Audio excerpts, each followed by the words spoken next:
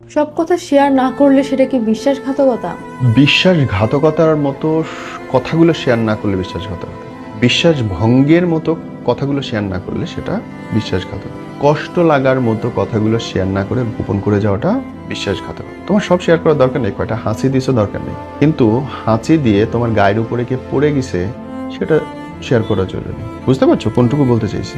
তোমাকে 100টা ছেলে প্রপোজ করতে পারে, কিচ্ছু যায় আসে না, তোমার বলার দরকার নেই। কিন্তু যখন তোমার কোনো খুব নিকটজন, খুব কলিগ, খুব বন্ধু প্রপোজ করে ফেলছে, তখন তোমার পার্টনারকে সেটা বলতে হবে। 100টা মানুষ বলতেছে, এটা কোনো কিছু যায় আসে না, কিন্তু ও যাদেরকে চেনে, ওর যাদেরকে নিয়ে অন্যরকম পার্সপেক্টিভ বা ধারণা জন্মে আছে যে এই মানুষটা এরকম, যখন এই মানুষটা কিছু চেঞ্জেস হয়েছে, এই চেঞ্জেসটা তোমাকে জানাতে হবে, নাইলে সেটা বিশ্বাসঘাতকতা।